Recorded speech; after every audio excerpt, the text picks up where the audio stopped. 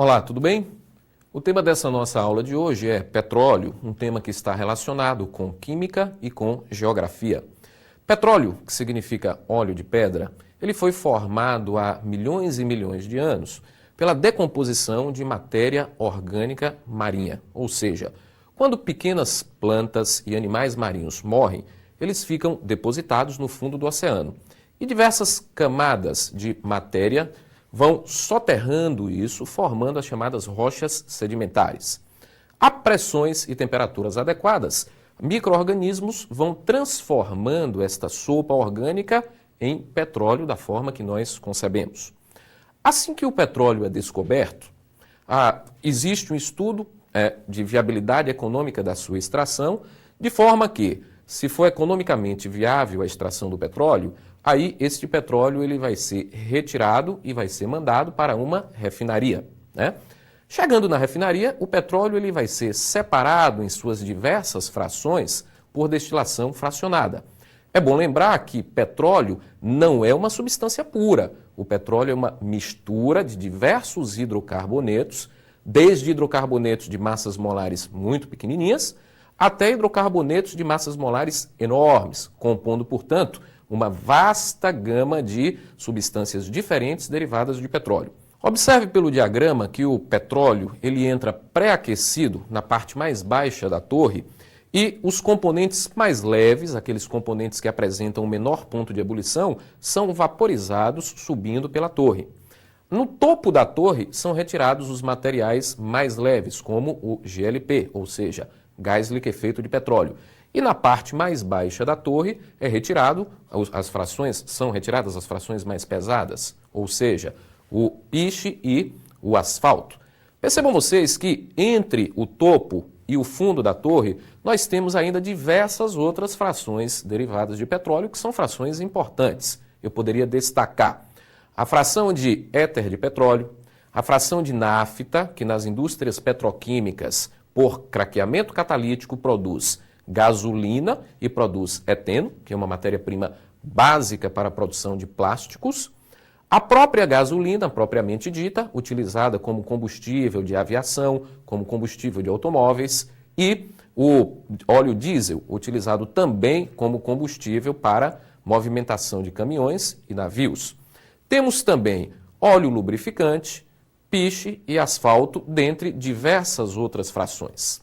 É importante lembrar que destas frações citadas, as frações que apresentam maior valor agregado, ou seja, comercialmente falando, as frações mais importantes, são fração de gasolina e fração de óleo diesel.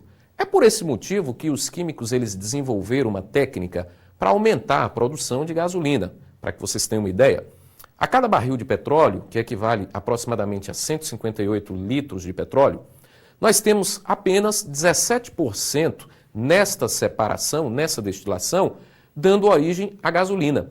E gasolina, como tem um valor de mercado elevado, o que eles fazem? Aumentam este percentual de gasolina com craqueamento catalítico. O craqueamento catalítico é um processo em que moléculas maiores, moléculas que apresentam uma massa molar maior, são quebradas, cracking que significa quebra, são quebradas produzindo moléculas menores que fazem parte da constituição da gasolina. Assim, é possível de um barril de petróleo se produzir até 43% de gasolina e derivados mais nobres. Por falar em gasolina, a qualidade da gasolina ela é medida a partir de um índice conhecido como índice de octanagem. Esse índice de octanagem utiliza como parâmetro dois componentes básicos da gasolina. Quero lembrar que, assim como o próprio petróleo, gasolina não é uma substância pura, é uma mistura de diversos hidrocarbonetos, que podem variar de 5 até 12 carbonos na estrutura. Os principais componentes, são o heptano, que apresenta 7 carbonos, e o isooctano.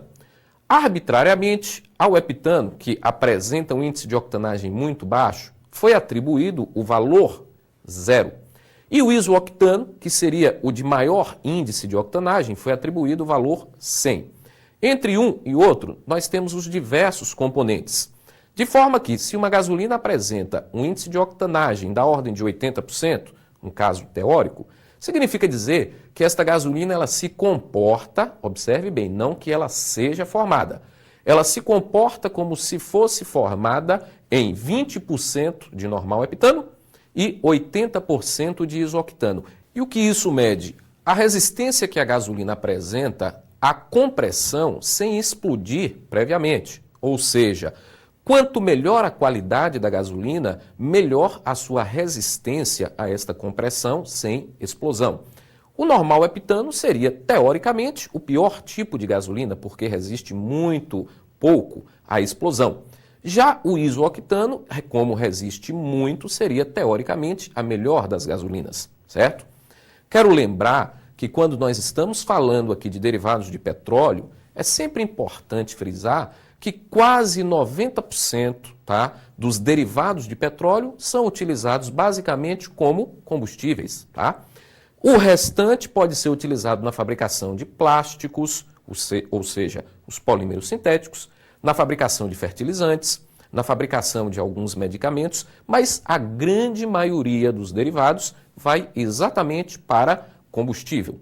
E isso causa um problema sério, Nós não devemos esquecer que grande parte da poluição, grande parte do efeito estufa hoje está relacionado com a emissão de dióxido de carbono, que é provocado quase que sempre por queimadas, queima de carvão mineral e também queima de combustíveis derivados do petróleo.